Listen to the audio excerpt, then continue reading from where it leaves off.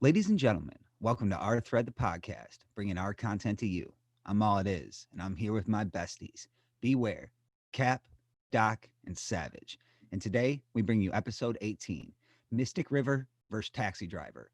Two movies with tormented souls as main characters, struggling to find meaning in their lives, trapped in the cities they can't escape, trying to rid their hometowns of evil and sickness, even if it's just a small piece. Young Robert De Niro sees the problems that plague us from his cab, while Tim Robbins' character is reminded daily of his childhood tragedy, still stuck living so close to where it took place. Is there redemption for these two characters? Maybe some, but it comes at the highest cost. But before we get into the matchup, let me give a special shout out to tonight's sponsor, Talking Sopranos Podcast. Now, we don't often promote other podcasts, but when we do, you better know they're excellent. Our thread member Beware recommended this podcast to me, and I love it. And if you like great TV series like you like great movies, this is the podcast for you. So go check it out today and listen as Micah Imperioli and Steve Sharipa take you through every episode of The Sopranos. Talking Sopranos is available everywhere you stream podcasts. But now back to our podcast and these two great films, Mystic River and Taxi Driver. But not before we hear that intro music by Beware. Go. I can't help it. I love you. Forrest, you don't know what love is. I'm not going to debate you, Jerry. Okay? I'm not going to sit here and debate. You're a bald-faced liar. A fucking liar. I mean, God forbid they should make a mistake and forget to steal. I will not apologize for what I want. Stop trying to control everything and just let go. I drink it up. Don't bully me. You like Huey Lewis on the news? They're okay. Either they don't know, don't show, or don't care about what's going on in the hood. Hold on to your butts. Ladies and gentlemen, welcome to Our Thread podcast, bringing our content to you, featuring All It Is. It's official, old buddy. Who has been. Beware. From then on, he was known as Benny the Jet Rodriguez. The Doc. You're the doc, Doc. The Cap. Oh, if you already know the answers to your questions, then why ask? Pig fuck. And myself, Savage. I'm 6'5", 220, and there's two of them. Homework's in. Let's begin. I haven't seen Taxi Driver in a long time, and I just finished reading the book Mystic River a few weeks ago. Has everyone here seen Taxi Driver? I don't know if we discussed that. And with Election Day right around the corner, if Palantine was on the ballot, would he get your vote? Palantine, his ticket's pretty standard practice. I don't know. I definitely seen these movies a handful of times. Mystic River, I hadn't seen as frequently and as recently as Taxi Driver. Taxi Driver being one of my faves. I really love it. Get into the reasons why as we move along here, but ultimately I think both quite good movies, and I enjoyed watching both of them. Passing it to Doc. You know, I was gonna put one of Palatine's stickers up on my door, but yeah, I didn't really know his policies, and I don't know. I didn't want to, have my boss tell me that it's kind of against their policy to put stuff on there to endorse a candidate. But last night was Saturday Night Live, and John Mulaney was opened up with his monologue talking about it's just an old man race, and it's the race between the two old men, and so I think Palantine would definitely fit into that category. So but no, man, these movies are great. Really enjoyed. I had seen Taxi Driver many times, and definitely enjoyed it so much more, I think, watching it through this lens. And I'd only seen Mystic River, I think, one time right when it had initially come out. So I actually forgot a lot of the twists and turns in that. And so I was kind of watching it almost for the first time. There was a midpoint, probably midway through, or maybe 2/3 of the way through of Mystic River, it dawned on me, and I was able to put the pieces together of what happened. But for large part, I was kind of watching that for the first time, and really enjoyed, acting performances across both movies. Really, the storylines this week were a little, darker and emotional than previous matchups we've had. The mood was kind of the same, and sort of similar across both. But yeah, man, enjoyed this week for other things I haven't experienced in some of the other weeks that we've had. Yeah, back to Palatine or Palantine or however we're saying it. He's a climate change denier, so he'd be a no vote from me. But I really enjoyed watching that movie. I'd seen both these movies just once, so it was and Taxi Driver I hadn't seen since I was in my young teens. Both these movies are kind of like watching them for the first time, so it was a lot to kind of take in, and I'd forgotten a lot of the nuance and some of the like the big plot points from each movie. It's going to be an interesting matchup. Both these movies are, I would say, some of the darker movies on our thread. Both of them, it's kind of nice of them going up against each other because there are some similarities to kind of latch on to, and I think it's going to be easier to compare these movies to each other. So I'm kind of curious to hear what people are going to be voting for, but we're obviously not going to get there yet. So I can pass it over to Cap. Yeah, it's funny that you mentioned the similarities between these movies. It's weird that when you make a movie in the big city, that how similar the feel of the movie can be. Not that, I don't know, that these movies really have a similar feel, but it just, you get that sort of bustling feeling in like both movies a little bit.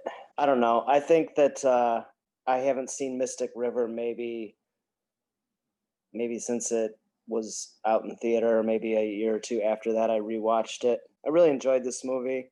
It's a tough one. I really enjoyed Mystic River this time around. I guess I'll get into that later, but really enjoyed rewatching both these movies. It'd been a long time since I've watched both of them. I had seen Mystic River more than Taxi Driver. Taxi Driver, it's been a long time, and like a few discussants has said, it felt like the first time. But also, what felt like the first time is Mystic River. I have a daughter, and a lot of us are fathers here, and it really was hard to watch, but not where I didn't want to watch it, and not that I wasn't like some of those more vulgar kind of. We don't have many on our list that are hard to watch. This is definitely one of them, but it comes with such a great story that it's kind of memorizing. You kind of can't turn away from the screen. You're stuck. And it kind of has the reverse Shawshank effect, if you will. The ending if you've seen this movie, but now going into it, it's tough you're not looking to get to the ending. The ending's pretty sad when it comes down to it. So knowing the ending from the beginning, it has that reverse effect on you. I did just finish reading the book, and I've been reading a lot of adaptive screenplay books. And the things I've been noticing is when a movie does better than the book, it usually is using all the best parts of the book, but it's the description that the visual description a movie can give you that I think I am in love with more. You can get great description in books. Sometimes that's where you get more than the actual film. But in Mystic River, it was the stuff that was the scenery and outside it that an author couldn't quite convey in words, even though the book and the movie pretty much play as a script hand in hand, like quote unquote. Hey, all it is, let's go to a cafe, sit down, get some coffee and some pie, and talk about this a little bit longer. With respect, because you said this was a vulgar movie, but interestingly, they don't show the really vulgar scenes, thank goodness. And I feel like part of that, leaves it up to the viewer's imagination as to kind of what went down, which is kind of, I don't know what's worse. But in the book, do they describe any of the stuff that happened, or do they still leave it pretty vague?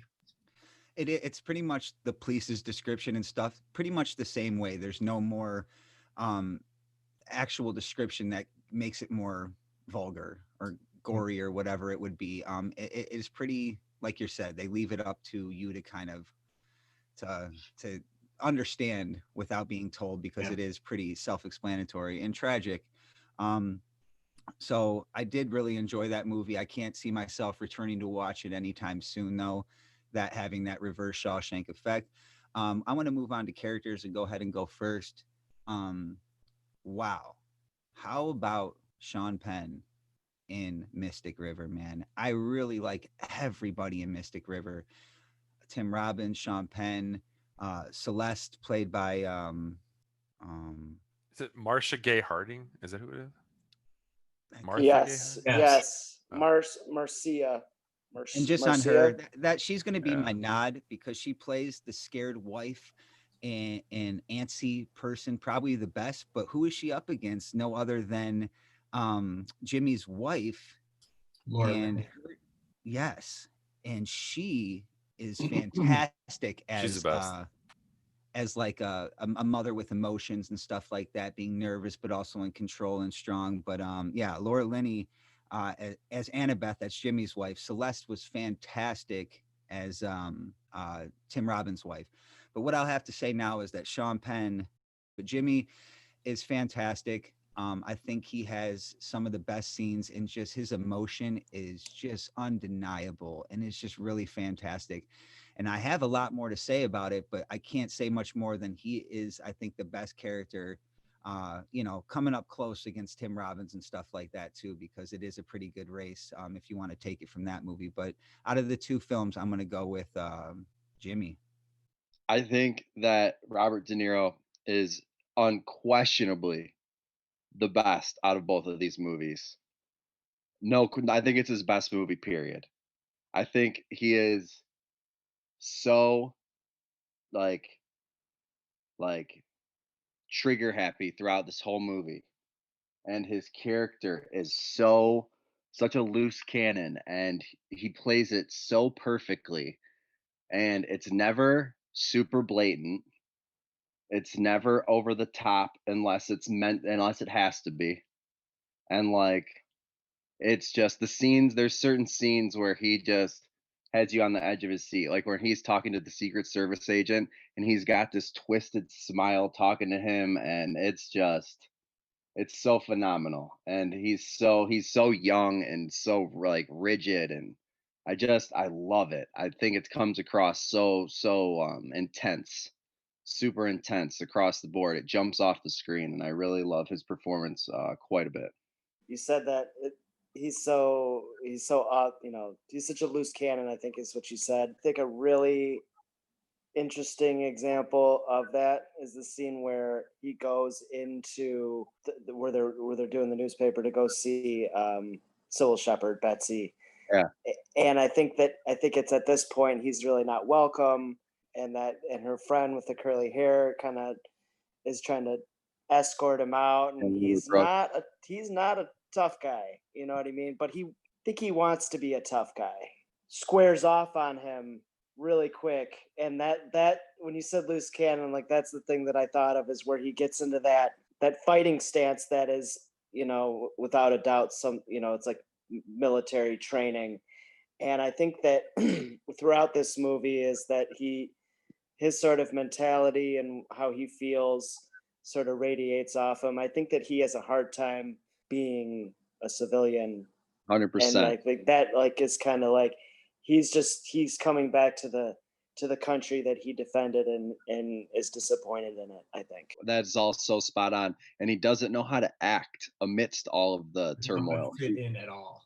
He doesn't know how to fit in at all. And he just, I mean, there's so many points to it. He tries to pick up the girl at the porno theater. He doesn't even know better. He obviously takes. No, he takes her. What does he take? Sybil Shepherd on a date there. That's the second thing. Yeah. He just natural. He genuinely doesn't know better, and it's just like, oh my god, like he blows. A lot of people are talking about this movie. It's Yeah. got good reviews. It's just he's so believable. He's so believable. He's unbelievable, man. I love it. I would say De Niro as well, but for the sake of spreading the love around, I'll say you can't really go with any other character than De Niro in Taxi Driver, so I'll say Tim Robbins. I think did an excellent job of playing a convincing character in that role. I don't know. I think that you can't really rule out the two powerhouse performances in De Niro and Sean Penn, but I feel like Tim Robbins did an excellent job of just sort of that feeling that he has in his gut. You can kind of that he carries around with him. You can kind of see the pain in his face, and I think that I don't know, his face just kind of sags and is droopy, and I just think he did an excellent job. His hair So wasn't I'll great in say this him. movie, like it was in Shawshank, but we do have a competitor for best hair, folks, and Sean Penn's Two hair. competitors. I think Okay. De Niro's got to be in that running with the Mohawk. Okay, Come definitely. But Sean Penn's got the gray streaks, kind of like Paulie in Sopranos, and plays just the like those gangster role too. whips. Yeah, I do like the whips, but it's some strong hair. Savage, do you have a favorite character out of these two films? Yeah. It's hard. It's hard not to go with the Savage brother. But since Oh, there's two good. of them, I can't Crazy choose guys. them. Since De Niro's Travis was taken by Beware, I can't choose him. I will choose somebody though. When Tim Robbins' character is at the bar at the beginning of Mystic River, and Katie and two friends come into the bar and put on some generic like bar scene music on the jukebox and start dancing on the bar. The girl who actually puts the money in the jukebox is a really good friend of mine's wife. Her name's Yeah. Zabeth. And the character she plays, I guess, is credited as Diane. I don't think we actually learn her name in the movie. But this is also the same girl that I sent the video this week on Twitter for that Would You Hire Trump ad, that political ad. So it's actually the same person. So she's having a really good week. That video has like 5 million views right now. So I'm gonna give her an even better week and kind of put the cherry on top and give her my best character as well as Diane. Love that. Love when our thread members know that these celebrities or have those experiences. Doc, do you happen to know any celebrities in this film? I do not, but I do want to give a shout out a couple characters. So I thought Tim Robbins' portrayal was awesome, and his kind of downtrodden, mumbly Boston accent, and you almost didn't even need to know that there was a backstory there. His character was fantastic, and the whole time you think he's the one that is, how could he, and just the way he portrays himself, but he ends up kind of being the victim of the story twice over. And then I do want to just kind of say, like, I love De Niro, his play. Interestingly, he actually accepted this role before he was made it as kind of like a big time kind of actor, and so he only got paid $35,000, kind of the contract that he signed with Scorsese. He then went and filmed Godfather 2, got Oscar for that, I think, or a nomination, or maybe one Oscar for that, and then came and then filmed for Taxi Driver. And they were actually concerned, because Taxi Driver was a relatively low budget movie, that he was going to come back and ask for more money, but he honored his contract and stuff. So even after kind of winning and being kind of this in the spotlight, he followed through with it. And also, and funny kind of anecdote is when he was studying for the role, he actually took on night shifts working in a cab in New York City, and somebody that actually, like an actor in the area, recognized him in the cab and was like, damn, man, he's like, he's like, you just won an Oscar. He's like, is it really that hard to find a job? And but no, man, props to De Niro, and I know we'll get into him more, and I've got much more to say about him. But I think my favorite character is somebody that is definitely probably flew under the radar. I think he has one of the most interesting scenes with De Niro as things start to kind of escalate. His name is Easy Andy. And this is the guy, the gun and the gun salesman, when they're in the hotel room. Yes. So Isn't that a little honey? Interestingly, so yeah, I actually have that quote right here. Oh, wait here, I'll walk down with you. He says, How about dope? Grass, ash, coke, mescaline, downers, Nebutalol, chloral hydrates. How about uppers, amphetamines? No, I'm not interested in that stuff. Crystal meth. I can get you crystal meth. Nitrous oxide. How about that? How about a Cadillac? I get you a brand new Cadillac with the pink slip for $2,000. Pink slip for $2,000. That was all ad-libbed. That was all ad-libbed because that's who this guy actually was. This is a real dude. And so the interesting story about this guy is that Scorsese actually, like, I don't want to say fell in love, but like was enthralled by this character and actually did a documentary after this movie about this guy. His name is Stephen Prince. Did a documentary, kind of released it. It didn't really go full release, but one person who did see it was Quentin Tarantino in the 80s. And one of the crazy stories on this documentary is this guy telling the story about how he was all messed up on junk at a dealer's house. when the lady that he was with overdosed and she required a needle of adrenaline. And so that story in Pulp Fiction is based on this dude's real life. That's awesome. That's the best. That's a great story. Yeah. So shout out to Easy Andy. I love that's a good character right there. Well, let's move on. And usually, I just do mention one scene. I got to go to both films on scenes tonight, but also I want to talk about how Taxi Driver is like the most fluid, cohesive scene. Scorsese, every shot's a scene. It really flows.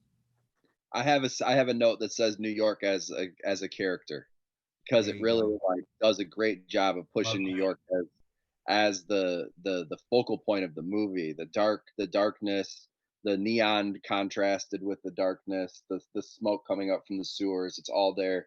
I'm going to point out right now, Sab, I'm going to step on your toes here, is the Bernard Herrmann music is fucking incredible.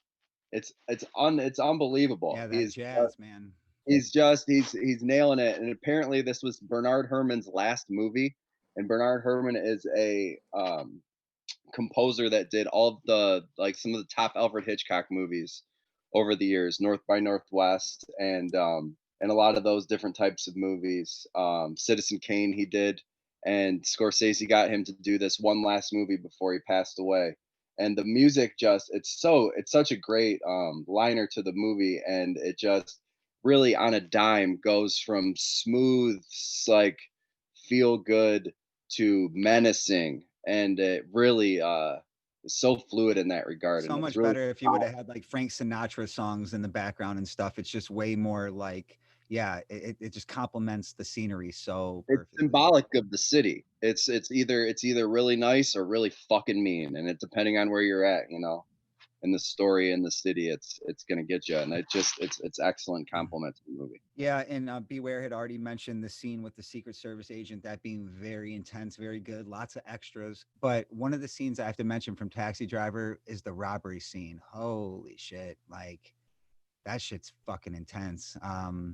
He gets behind him with the gun, and he's just done all this practice with the guns and stuff like that. And at the end, he's panicking. He's like, go in the liquor store, and it just tells him to go. And, that's his first kill. That shit's crazy.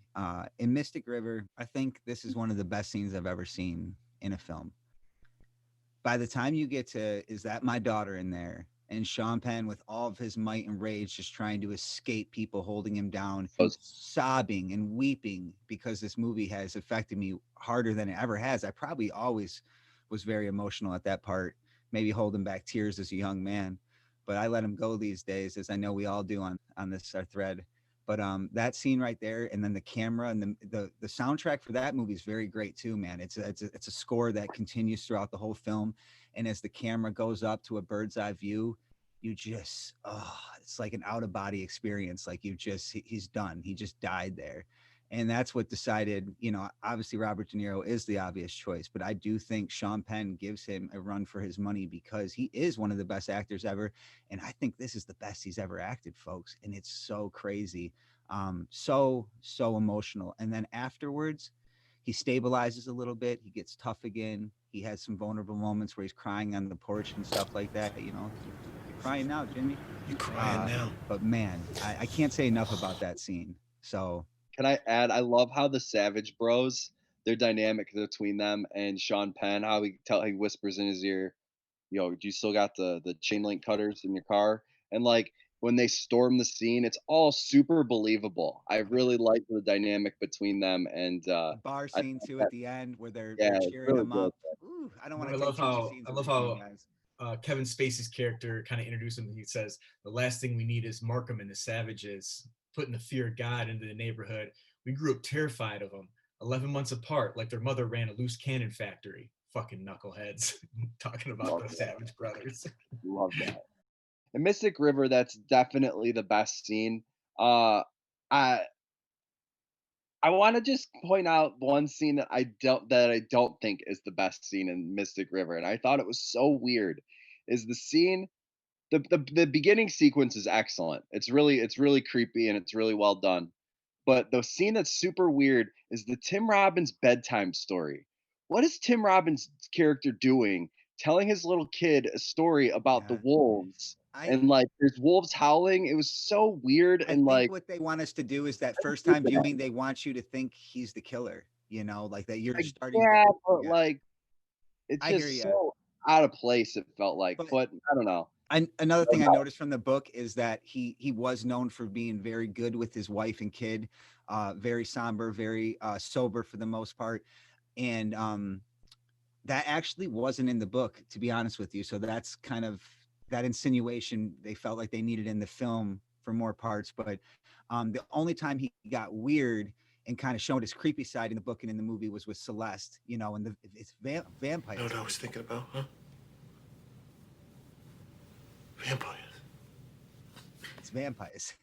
That I guess that makes sense. It was an odd scene to me. My favorite scene, ultimately in Taxi Driver, is I would say I really like the scene where the paranoia is really starting to set in for Travis, and he goes into the coffee shop for the first time, and you start to meet the crew, the wizard and the guys, and he talks about how somebody just got his ear cut off, another cab driver, and it's all casual. They're asking him how he's doing. He doesn't even know how to respond. Huh? What? And then like he looks over and they start to you can tell like he's the racial tension is so high and he looks over and he sees all the pimps. That is just it's such an epic scene. And Talk about pimps for a second, because we have one pimp that has to be mentioned, and he didn't get chose as a Harvey Keitel. Matthew. Oh man, now can we talk about that? Is that too much? He's great, but is it too much? Did they overdo no, I don't think so. that hairdo and stuff? He's His cringeworthy in the What about the beginning, scene then it where he's goes slow away. dancing? It would be overdoing it if they were to try to do that now with his character, but like he's so young and like nobody 76. knows. I give him Yeah. 2 thumbs up. I just mean like I don't know, like if they were to put him in that outfit now, it would just be stupid.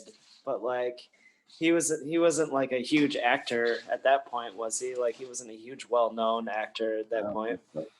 Tarantino likes to take Scorsese's some of his characters. That's Sloppy cool. seconds. Savage, why don't you give us a few from your list? Yeah, the one scene that really stands out the most between the two movies, and you kind of touched on it a little bit with the taking Betty to the erotic movie theater on a first date.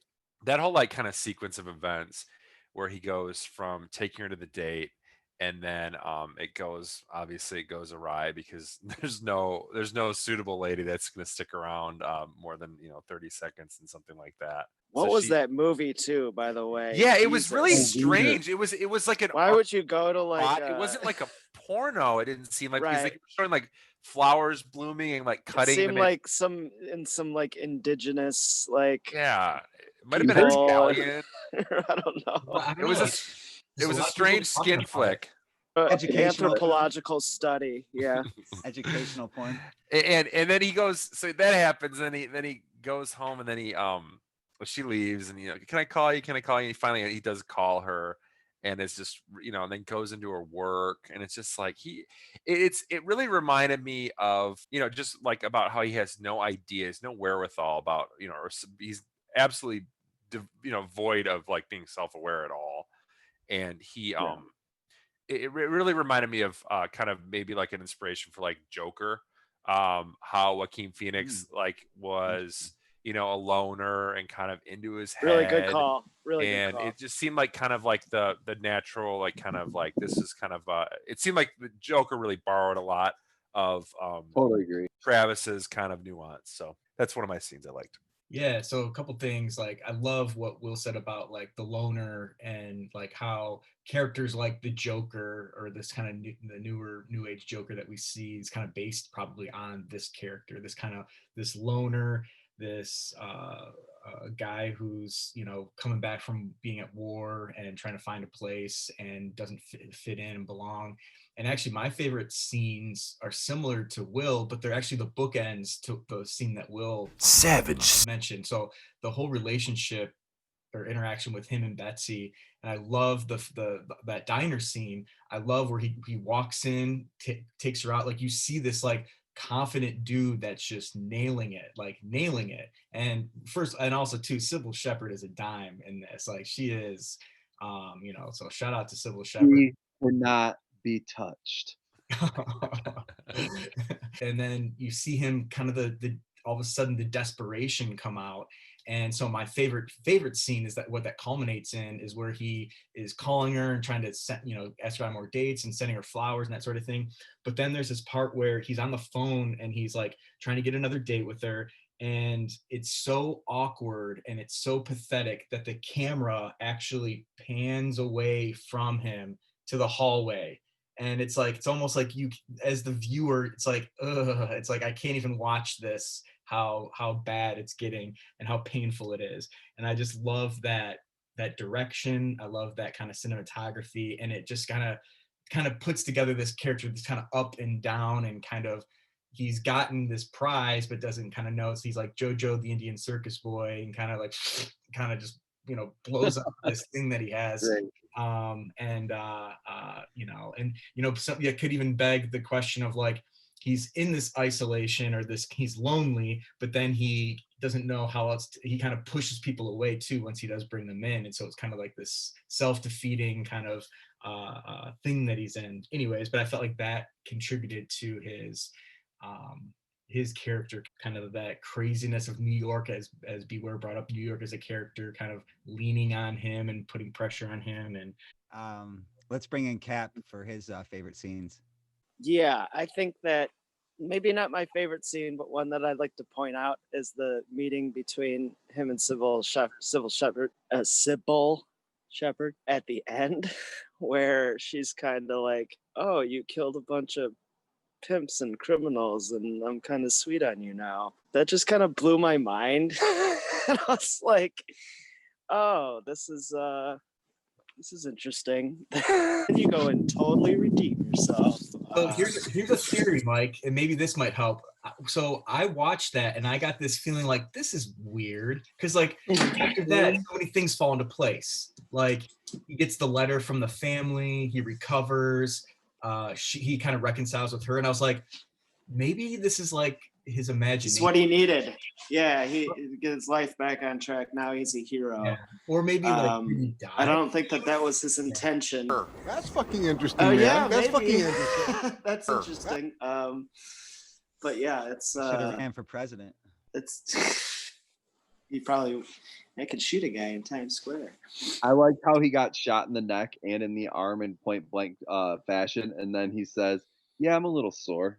The newspaper's always up, dial it up. Yeah. Another scene that already got mentioned is a scene that it's a story that I like to tell like I was in first person. I wasn't really there. Some of our mutual friends were at a Tigers game in the parking lot afterwards, and very, very drunk. We'll just say this character's name is Daniel. And he was being chased down by 4 other friends in the parking lot, and they captured him, and they started dragging him down, and he just starts going, "Is that my daughter in there?" over and over and over again, and that shit just fucking kills me every time. And it was like right after the movie came out. I think Daniel might be a listener. Daniel might be a listener. Yeah, it was a pretty funny story. I remember it like I was there. I have to, before we move on, just mention one more scene from Mystic River. That first communion scene is so eerie. I don't know if you guys noticed that. Very intentional, very to the cities in the history, and it's a very Catholic city, but there's also, like even the older guy was playing a fake priest, or he could have been a priest. But that first communion scene is eerie, like really, really creepy. If you go revisit this film, folks, check that one out for me. Quotes. Real quick, before we actually fully move on, I think we do have to, since nobody brought it up, we do have to talk about the scene with his shirt off, with the guns in front of the mirror. You talking to me? We got some quotes for that. Okay. Well, the reason I want to talk about it as a scene is because I want to bring attention to maybe new runner for Best Bod. Ooh. Oh, okay. Yeah. Why did we leave Hello. him he's kind of he looks really nammy though. He looks like Speaking of, Nami. yeah, he does look real naughty. He's got that Martin Sheen from Apocalypse Now. nothing like Brad Pitt on a roof. Whew. You've been eating bugs, is what it looks like. Bobby the Bod. Bugs in the bush. Well, you see his diet. His diet was all Doritos and Coke, and there was a lot of product placement. Whenever he's putting sugar and syrup on whatever that meal was. Every muscle. One scene that sticks out to me. Every muscle must be tight, and he's just holding like a flame up to his tricep or something. Yes. I'm like, what does that help? Because I tried that, and it's He's trying to burn fat. Yeah. Yeah. I tried to put I wrote a note. I was like, what does that even do? Like, what does he even train? I tried to put for? a lighter to one of my boobs, and it just didn't quite work. I gotta tighten every muscle. And I just lit all my hair on fire. Well, obviously the biggest quotable from that movie, that's the equivalent of, is that my daughter in there, is are you looking at me? But what about when he says, I saw you coming, you fucking shitheel. I love that. Shitheel, I think that takes the cake. I love all the animals come out at night. Whores, skunk pussies, buggers, queens, fairies, dopers, junkies, sick. What's a bugger? Someday. You don't want to know. I feel like I've been quite a bugger lately. I don't know. I really like how he says Betsy had the fruit salad dish. She could have had anything she wanted. When Jodie Foster's pimp Matthew, Harvey Keitel, thinks that Travis is a cop, and there's some pretty funny dialogue that goes between them, kind of mixed up with some kind of disturbing dialogue too. And he's talking about the Jodie Foster as a 12-year-old prostitute. But one of the things when he's trying to convince Matthew that he's not Catch a you later, cop. copper. What'd you say? I'll see you later, copper. I'm no cop, man. Well, if you are, it's entrapment already. Huh? I'm hip. Well, you don't look hip. Brother, you don't look hip. It's a pretty good line for him.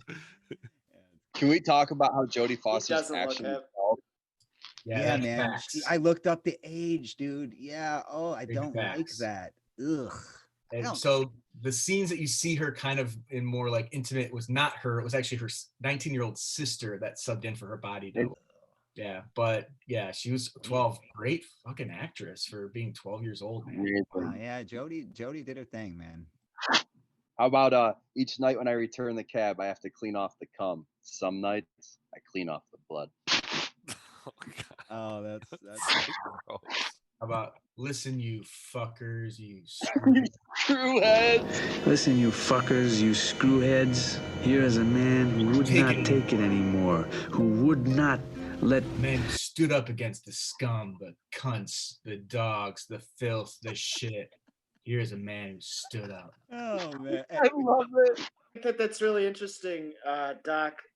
That quote. It's like he's really talking to himself at that point, and turning himself into the hero of his own world. And I think that the fact that you guys brought up the similarities between that and the Joker is really, I don't know, that's sticking out for me, because I want to say I saw an interview or something, or maybe I'm wrong or off base, but that really sounds familiar, and it almost seems like I'm pretty sure that the Joker is. I'm pretty sure was inspired by Taxi Driver, and I think the Taxi Driver was like the sort of like the look that they were going for in that movie. I'm almost positive that's the case. That homeboy that wrote that, Todd Phillips, admitted that. That's awesome. About the idea has been growing in my brain for quite some time. True force. All the King's men cannot put it back together again. So we already talked about he's like isolated, he's lonely, he's kind of trying to find his purpose, and then he kind of finds this purpose. So like and this is kind of him now talking and kind of becoming more getting the bad ideas, and pursuing this kind of, here's a man who stood up, like he's finding something to go do for himself, to make himself feel like he's serving a purpose in this crazy fucking city and these crazy happenings that he's been so desensitized to, like the porn, the violence, the this and that. He's, it's everywhere all around him, and he's so numb to it, and just trying to take a stand. And so all these quotes I think are kind of perfectly summarizing kind of who he is too. Just gonna say, and they kind of straddle a line too, because they make you feel like he's about to go kill Palestine, and he is probably going to, but then he gets spoiled because he doesn't know any better, and then he just ends up going to take care of the one thing that he can control. Yeah, I like when he was at Palpatine's thing, and he says, when he's the Secret Service guy, and he says, a secret for a Secret Service man, or something like that. That whole interaction between them is great. There's a lot of little great quotables in there. Also, I just wanted to say Palpatine because I feel like we've said 5 different names. I'm gonna keep it going. I thought it was Pepperdine. Paddington's a good. He was good. He would have got my vote. But, hey, guys, I got to even it out because we do have another movie, Mystic River. I don't want it to get, shadowed over or forgotten. So I got to rattle off too. He's got some guys with him. What guys? Crazy looking guys. He's asking for you, Divine. Says he knows you. Not taking no for an answer. And he's got some guys with him. What guys? Crazy looking guys. Savage Brothers. I laughed when we out see loud the at Savage Brother. It's too good. And then this one's fucking so heartfelt. So I'm gonna have to dub it in because I can't quote it, but I'm gonna say, it's one thing. There's one thing you can say about Katie, even when she was little. That girl was neat. So good though. It's so good. He's so emotional. You're crying now. Just says that girl was neat. Yeah. That girl was neat. Yeah, it's good. I love what he says, and this is a more genuine part, but he said, I was more afraid of my daughter than I was of ever being in prison, and like how much he loved her, but didn't know how to interact or how, especially after his wife had died or her mom had died. And like, it's kind of telling that like he took that on and embraced that. And yeah. Well, how about we just end it with this for quotables? I'm God's lonely man. There's no escape from God's lonely man. Wow, folks. Well, I'm gonna go ahead and go last. If I'm bringing home a piece of memorabilia, because I'm done stealing items from my discussants. Can I go first? Yeah, you were Sav. You got a rock paper scissors. Sav's anxious tonight. Sav, do you think you know what I want? Or yeah, I want to go first because I want to steal what I think everyone wants. There's only one thing that it should be, right? I think so. No, I think mine's different. I usually go last, so I'm gonna go. Mine is, and I knew it right when I saw it, but it stems from the conversation in the diner with Sybil Shepherd, or Betsy, and it's the whole conversation about getting organized, and in his room he has that poster. Organized. Love it. Yeah, it says, one of these days I'm gonna get organized or something like that. Organized. But he fumbles with it. It's so funny, and it's like a joke, and she kind of doesn't get it.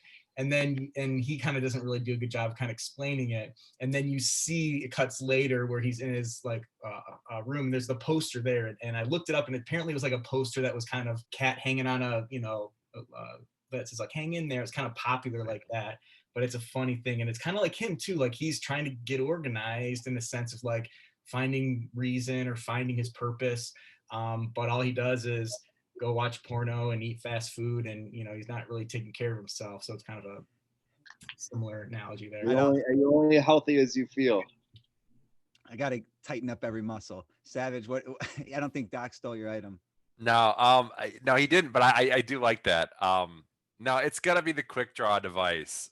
It's like arguably one of the best like pieces of memorabilia from film in general. I mean, having that thing that flings out of his arm so he can pull the guns quick when he's doing the scene that's the most popular scene, the most popular. Yeah, I never realized that he I never really picked up that he took like the part the desk that the roller rolls on Mhm. and puts and uses that. Yeah, and it's so awesome. Savage, you've been doing a lot of home improvement. I feel like you don't need to take that piece of memorabilia. You could make that yourself. Yeah, you got a dresser Thanks, Cap. somewhere. You just pull it out. Do we all know that this is kind of based off a true story? Doctor, you got your facts on that? That there was a man that tried to assassinate a presidential candidate, was named by something else. I don't have it in front of me. Yeah, I was reading something like it wasn't like for sure. It wasn't 100% based on that. It was kind of loosely based on somebody or a loner type person. Because there's some other things in here too that are based on what serial killers do. So, for example, when he orders a pie with a slice of cheese on it, that's something that a famous serial killer ordered before he, kind of shared what he knew about all the killings that he just did. So there's lots of little pieces pulled from kind of interesting case studies at that time. Yeah, it looks like the guy that it was based on, he didn't kill anybody as I look into it, so it's not exactly like that. I think that whole apple pie with a piece of cheese on it order is disgusting. Whoever does that. This is 100% true. My grandma used to have a quote that she would say when she would serve us apple pie, and it was, "Apple pie without the cheese is like a kiss without the squeeze." Take it for what you want. Jen. Interesting. It's really a gross thing for a grandma to say, but I was expecting more laughter out of it. You guys were all like, all right. That's a good But quote. but yeah, it's still, yeah. I really just had to think about it, and I was like, It actually is really good with like a good aged white cheddar. That was kind of how we grew up, with like a slice of like fresh cheese on it. it's a thing. It's a thing. It's definitely a thing, and I've never had it, and I would definitely try it, but it sounds gross, super gross to me, to put a piece of cheese on a piece of apple pie. Well, if Taxi Driver moves on, we'll have to celebrate with coffee and pie. But Cap, what are you taking home if you had to bring a piece of memorabilia home with you? I think it's between Sean Penn's tattoo and I'll take that. I'll take that and slap it on. The big one on his back just makes him look fucking cool. It's that Boston fucking. He's got the cross with the I believe it's a 3-leaf clover in the center of it, which I don't really understand. Yeah, but I think I'm just gonna take De Niro's cab and go from there. Just start a new life in New York and drive my own cab. Oh, with or without cum. With cum, please. Apple pie without the cum. I want to start out. I need to learn how to wipe my cab down. So I'll take it dirty, blood and all. What would that be, Will? Apple pie without the cum is like a... I don't know. Grandma, what would you say? Oh, a cab without the cum. Gotta go. God. Oh, beware. My choice of memorabilia would be the piece of Errol Flynn's bathroom. Yes. Hey, that was on my list too, man. Yes. Hey, you see, 1 line is just when he's in there. 2 lines is when another lady's in there. 3 I lines. am so surprised that I get the item I actually wanted and I thought I was going to steal, because I want Travis's jacket. Oh, that's a great one. That's Pretty good jacket, right? Is it another scene that we kind of didn't touch on, and I'm sorry I'm going out of order here. What about the scene with Scorsese in the cab? Yeah. How do we miss that? What a weirdo. So good. And it's so funny that he just wanted to do that and be that character. It's funny. Hey, shout out to Scorsese, one of the best directors ever. But hey, who's he up against tonight? Maybe one of the best directors ever. Clint Eastwood does his damn thing. You can't deny that. Clint Eastwood is a great director. Crazy that Clint Eastwood also composed the score. No, that is. Oh, I didn't know that. That's facts. I remember thinking when I really like it. It's Mystic, very simple. When I first saw Mystic River, I remember thinking it was like it had the feeling of like a Shakespearean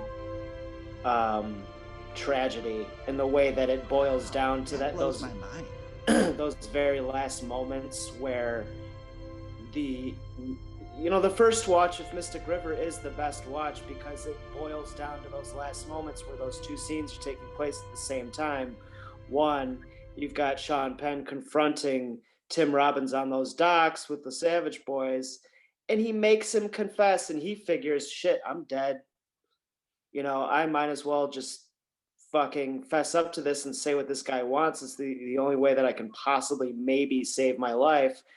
While on the other side of town, you've got Kevin Bacon discovering that it's the two, the brother or the boyfriend's deaf mute brother and his friend who killed her.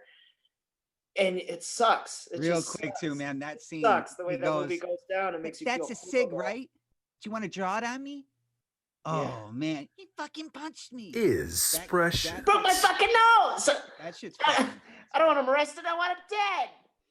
There's no corniness. And then he jumps on the gun. I didn't love that scene, to be honest. Goes, holy fucking shit! Man. Jesus fucking Christ! I felt that. Because that just he played stupid kid, like throw it away kid, so like fucked. And He had no. That was the killer too. But there was no it came out of nowhere. That character had no build up or anything to that. So I felt like it was because you couldn't know that it was them. You couldn't know it was the boys. If they insinuated it was the younger kids, you saw. I agree with that, but I think that the movie, the fact that they pin it on not pin it, but the movie script itself pins it on the kids because it's you don't suspect it. It comes as a surprise. You're led to believe that it is Tim Robbins that did it. And that's what the debate really is over in your mind, I think, is like, did he do it or not? Like, he's maybe digging his own grave with his terrible communication throroughout the entire movie. His demeanor is terrible. Guys, it's his demeanor he can't explain himself to save his life, literally. Like, it doesn't. Yeah. His wife is what I don't understand how you can't explain yourself to your wife. You have to have sympathy to the fact that being molested as a child is going to. Yeah, he's got issues. I'm just saying it like right after he goes to, because he's going through what he's going through on his own, but like right after he does it, he says the absolute most sort of mysterious and incriminating things to his wife that make. And she was walking up the stairs looking back at him like, who the fuck are you? And like, why at that point isn't he like, I didn't do that. Totally hey, agree. I didn't do that. I did this. Like, just seems ridiculous to me that you would leave that sort of big question mark on somebody else's face after something as serious as what happened. And maybe it's like putting, obviously, we've never been in that position, but maybe like that's telling how embarrassing it is for him to talk about his experiences that he had. And then the psychological effect of that is honestly, we shouldn't even be able to discuss it. We have no fucking idea what the psychological effect is. But as an author, I would read. All right, let's just drop it then. No, I think I agree with what you're saying, but I also feel like you think Tim Robbins, being the actor he is, studied. Sure. No. Yeah, I'm not disagreeing. I'm just saying it's like in the convenience of the way the things that played out in the movie. Yeah, it's all about miscommunication, and it all comes from the shit that Tim Robbins, the situations that he puts himself in by how he is saying what he is saying. He looks guilty to the police too, first of all, because he's being super combative. And I think that you're right. And was something that I didn't realize is that he is protecting himself and his sort of like experience of what he had. He doesn't talk about it, and you don't find out what he actually did until the end of the movie, where they show that scene where that kid, that creep is in the car with the kid and he beats the guy to death and, tells the kid to run away. You don't see that until the end. So you think like, looking back on the movie and watching it for like maybe a second and third time, you see that everything that he says is just so, it's just like, why would you say that? You're making yourself look so guilty. Yeah, and the play of the film for sure. These are two fantastic films. There's no way that some awards weren't handed out to these films. It's that time of the night where we go to Doc for the awards. All right, yeah. So we'll start with Taxi Driver, 1976, came out, was nominated for 4 Academy Awards for the 1977 Academy Awards, including Best Picture, Best Actor, Robert De Niro, Best Supporting Actress, Jodie Foster, and Best Music or Score. It actually did not win for any of those, but so the big winner that year was Rocky. It was that year with The Age of Rocky, Sylvester Stallone, and then also this movie called Network. That movie took away a lot. I looked it up, and it has pretty. Network's a great movie. Okay, it has pretty decent ratings. Yeah, I would want to see it. I just hadn't heard of it really prior to that, but looks like a good Mulligan. Possibly. So 4 noms, didn't take away any. Mystic River 2003, Academy Awards were 2004, was nominated for 6 Oscars, including Best Actor, Sean Penn, Best Supporting Actor, Tim Robbins, Best Picture, Best Supporting Actress, Denise, I forget what we said the actress's name was, but she was nominated for Best Supporting Fantastic. Best Director, and Best Adapted Screenplay. It won 2 awards, or 2 Oscars for Let Best me guess. Actor. Okay, Best Director. Best Director. Not Best Director. No. Was it nominated for that? Did I miss that? It was actually not. Yeah, it was nominated for Best Director, but it did not win for that. All right. But Best Actor, Sean Penn, and Best Supporting Actor, Tim Robbins. They won. But this year was up against Lost in Translation was this year. So like Bill Murray, Sofia Coppola. Also Lord of the Rings, Return of the King was in this year. So like Peter Jackson won for Best Director, Best Picture won, Lord of the Rings, Best other stuff won. Anyways, so. Yeah, I gave Tim Robbins, like I talked about it in the intro, like he was the main character. It's one of those films. It's like just like Shawshank. You kind of share that role so much with another actor. And obviously my favorite character still being Sean Penn's character. It's the time of the night where we got to vote. I have a strong feeling I know where this is going to go tonight, but it's not going to be a sweep no matter what, because my vote is for Mystic River. I really, really, really like it. I thought the directing was good. The story was good. Yes, Taxi Driver is one of the best films, but I'm not going to lie. A lot of the times too, like I have a certain like for movies more of my generation. I appreciate more and more older films and stuff like that. I thought Taxi Driver is pretty much like a perfect film. I'd give it high ratings. I think it's one of the greatest. But really, I do honestly think that Mystic River is a better film to me. And I think it's that's what I have to vote for. For me, it's gonna be Taxi Driver, just because it's probably one of the more important like character actor movies for someone like Robert De Niro, and I think it's the one that kind of set him in place even more so than the Godfather movies. I think this really showed more of his acting chops. You don't know shit about Also, chops. it's crazy too, because when you think of Scorsese movies, you think of them being like higher budget, and this wasn't. I forgot what we said the actual numbers were, but it's very apparent that it's not a big budget movie, and I think the story is just is big, and although I really enjoyed Mystic River, I think there's maybe some couple little plot holes that I didn't love in Mystic River, but I think overall I think it's Taxi Driver for me. I can appreciate that Taxi Driver is a little bit more of a character study for one of De Niro's earlier films. I do think that it is one of the greatest movies, that it's going to get my vote. Mystic River, first watch, it is kind of I think I've enjoyed it probably 2 or 3 times at this point, and every time I do get bothered by Kevin Bacon's wife's lips calling from a phone booth for no reason every half hour and saying nothing. I fucking hate that part Makes of. no sense. No, do not include that stupid shit in the fucking movie, because you don't. Why do I care about Kevin Bacon's wife?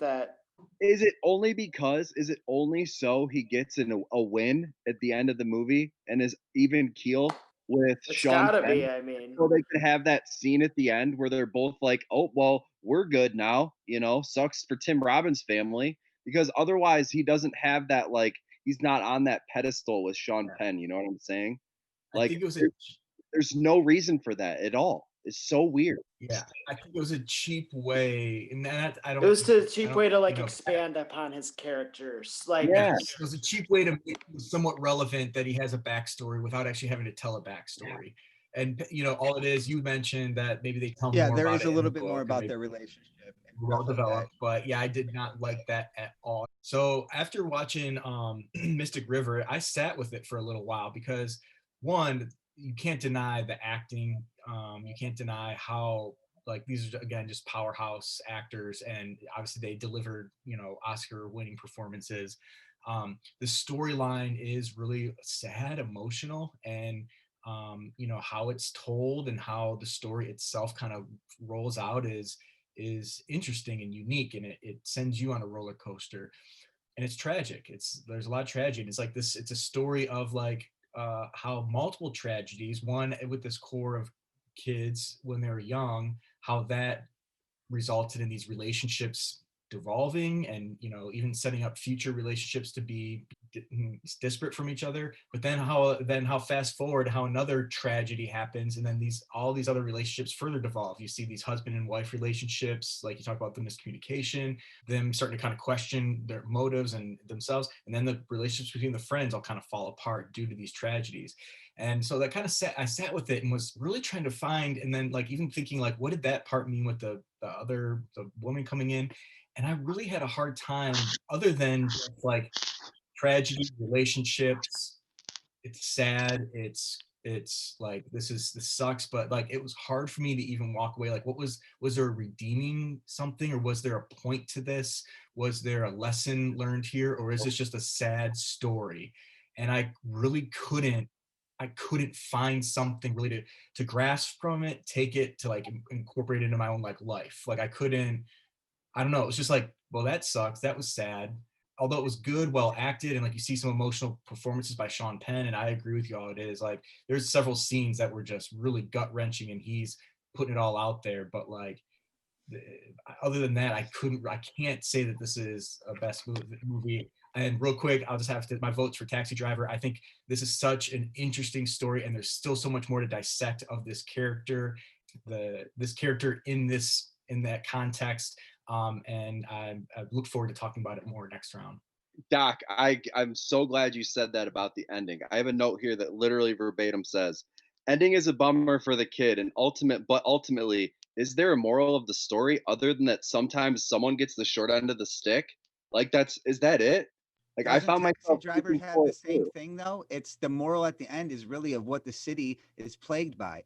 That there's stuff that happens that is irreversible. One person, benefiting from doing something tragic. If you would have done the things that Robert De Niro's character did in Taxi Driver, would you go on living your life happy? Like, is that justified? Is that redeemable? Like, no, not really.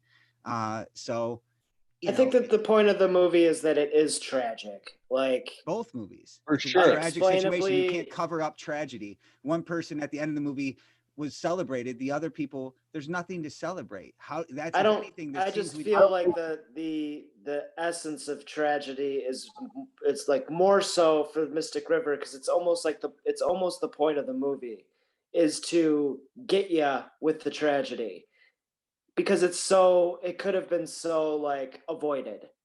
You know what I mean? And it's all about miscommunication, and like as the viewer, you see the whole picture at the end and what's going on. And it's like, just another hour, and like you could avoided it totally. So No, I'm I not here don't know. denying that Taxi Driver isn't a fantastic film. It was just something about that effect, like the way I sat on the edge of my seat, the way it emotionally affected me. That all ties into what I, consider my best attributes to deciding what a great movie is as a true film buff. And I agree with everybody here. I'm not like, the lone man standing. I wouldn't sit here and debate another round why Mystic River is better than Taxi Driver. I'm not going to say that. It's just the effect, the Shawshank effect, America's favorite movie. The Mystic River kind of did the reverse effect on me. I know the ending's not awesome. It's actually horrible. So that reverse effect, you go into that story. Still, I think a great movie. I'm glad it was on our list. Both of these movies have handguns. One pointed to the head of one, and then the other pointed to the Sean Penn, which that's kind of an interesting aspect. Yeah. And then also another thing that I thought was interesting is, did you guys notice who Brendan was, the actor? What other movie he had been in? Smalls. Smalls, yeah. Oh wow. Oh wow, yeah, that's right. Okay. Brendan was the That's right. He was really good. boyfriend. Yeah, why did he The start boyfriend. that Really more? good. I liked Brendan and I liked his mom a lot. Yes, his mom was a great character too. Wow, I forgot about You gonna leave me just like your father? that. I can tell you that he went to Think bed he's better? last night. You think he's but I better don't than know. what? How is My he son, just why gonna not? throw You him under the think bus like guy's that? a criminal. And the way she's standing in the door with her cigarette. I can tell She's You were gonna savage, leave a me? savage character. All right, folks, play that hat song because we're going to it right now.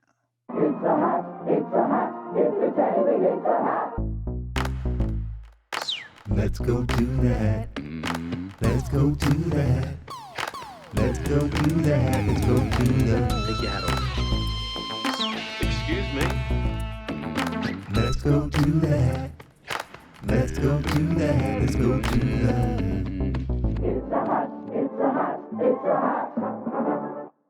I'm shuffling. Week 19 coming up soon. Let's see if it's upside down because that's always what they're wondering. It's really small. So it is upside down. It's just how it comes out. Jeez, but I don't have to flip it over. Really hard to read. Yes, I'm excited for this one. Right off. Ooh. I'm excited for this matchup, folks. We have Inception versus Boys in the Hood. Yes. I'm excited about this. This is gonna be. I've never seen Boys in the Hood. Oh, Really? damn. Good movie. I'm excited to watch Boys in the Hood. I haven't seen that in a while. I was thinking about that the other day. And this is back-to-back Lawrence Fishburne movies, so that's Oh, good call. Yeah. Okay, Savage. Who does Taxi Driver face next week? Taxi Or, Driver. I'm sorry, next round. Taxi Driver next round. It'll be the winner of Saving Private Ryan versus The Revenant. Wow. So that's going to be a pretty good. That's a good like 4 in a row, like Saving Private Ryan, The Revenant, Mystic River, and Taxi Driver. That's some dark movies. I just watched Dunkirk, and I don't think it belongs on our list. So there's that. I wouldn't have used it as a mulligan, but Saving Private Ryan is definitely a better war movie than Dunkirk, if not the best one ever. So we get to go. Maybe I wouldn't be surprised if that might get mulliganed. We should have just left war movies out. We could have done that. Is Dunkirk on our list? It's not, is it? It's not. Dunkirk's No. not on the list. I think it's Apocalypse Now and Saving Private Ryan. And are we've the already only had. two. Well, Deer Hunter is. Okay. Deer Hunter. Kind of, yeah. Yeah, it's kind of Nami. Right. Nami, non-bod. It's non-bod. I'm going for that non-bod. Fruit. All right, ladies bugs. and gentlemen, excited for this matchup, folks. Inception versus Boys in the Hood. I can't help it. I love you. Forrest, you don't know what love is. I'm not going to debate you, Jerry. Okay? I'm not going to sit here and debate. You're a bald-faced liar. A fucking liar.